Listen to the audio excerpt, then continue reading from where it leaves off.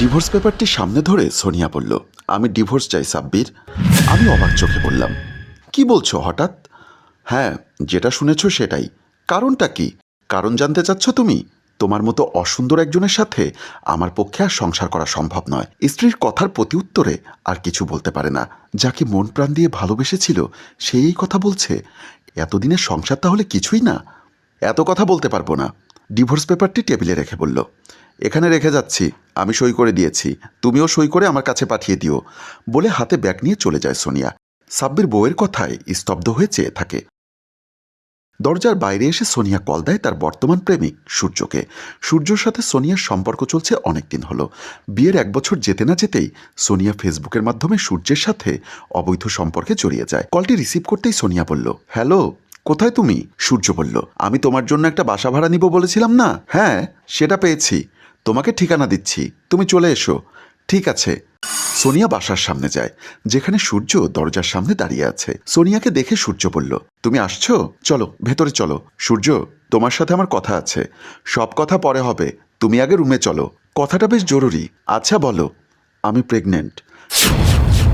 সূর্য অবাক হয়ে বলল, কি বলছো এসব তুমি?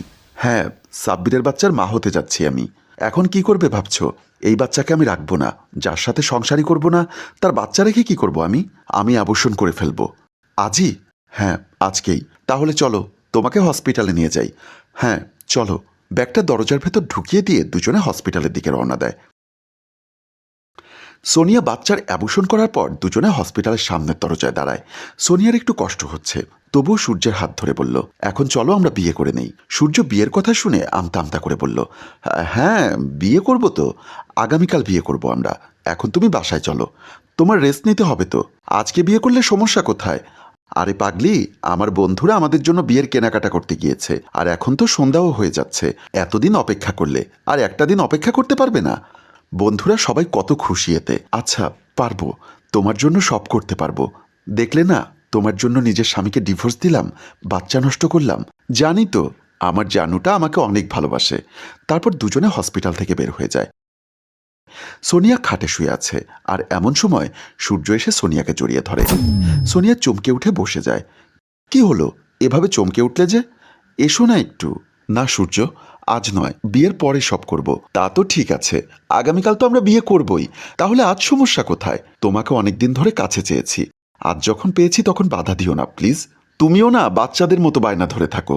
সূর্য আর সময় নষ্ট না করে সোনিয়াকে খাটে ফেলে দেয়। সোনিয়া সূর্যের সাথে সারা রাত সঙ্গ দেয়। ভোরবেলা সোনিয়ার যখন ঘুম ভাঙে, সে পাশে তাকিয়ে দেখে সূর্য পাশে নেই। সে এদিকে ওদিকে তাকিয়ে ডাকতে থাকে, কিন্তু কোথাও সূর্য নেই। উঠতে চাইতেই নিজের দিকে তাকিয়ে দেখে কাপড় চোপড় সব এলোমেলো। সে কোনো রকমের চাদর জড়িয়ে নিয়ে খাট থেকে নামে। সোনিয়া চাদরটি গায়ে দিয়ে রুমের সব জায়গায় খোঁজে। বেলকনিতে যায় সে, ওয়াশরুমের দিকে যায়, সেখানেও নেই। সোনিয়ার মনটা কেমন জানি করতে থাকে। সব জায়গায় খুঁজে দেখে সূর্য কোথাও নেই। আবার নিজের রুমে খাটের দিকে এসে ফোনটি হাতে নিয়ে সূর্যের নাম্বারে কল দিয়ে দেখে নাম্বার বন্ধ।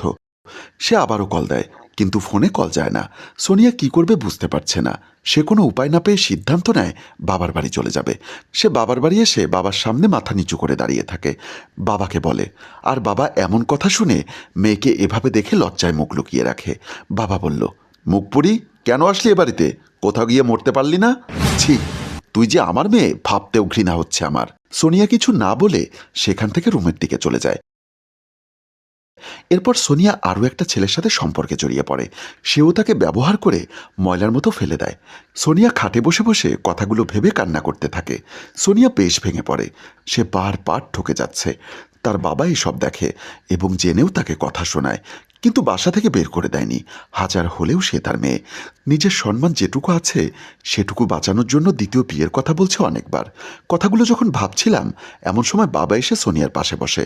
বাবা বলল, যা হবার হয়ে গিয়েছে, তোকে আবার নতুন করে বিয়ে দিব।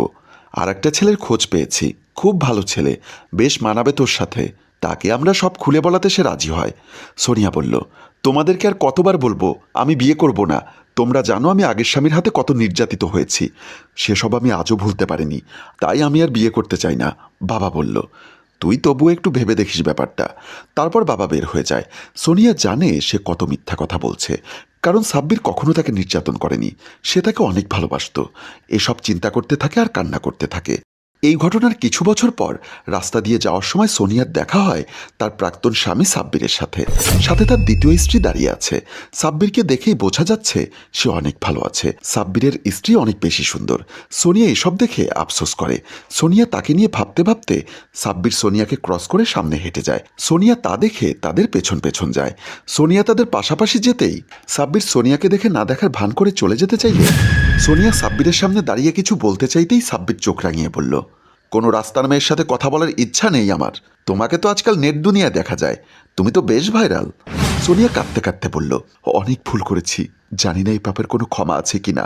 আমি শুধু তোমার কাছে ক্ষমা চাই, আর কিচ্ছু না। সাব্বিরের স্ত্রী প্রিয়া বলল, এই মহিলাকে? সাব্বির বলল, এই সেই সোনিয়া যে বিনা কারণে আমার সংসার ছেড়ে চলে গিয়েছে অন্য প্রেমিকের হাত ধরে, যার কথা তোমাকে শেয়ার করেছি। ও, বুঝতে পেরেছি ব্যাপারটা, চলো আমাদের দেরি হয়ে যাচ্ছে, চলো বলে সাব্বির হাঁটা শুরু করে। সোনিয়া তা দেখে বেশ আফসোস করছে সাব্বিরকে ডিভোর্স দেওয়ার জন্য না।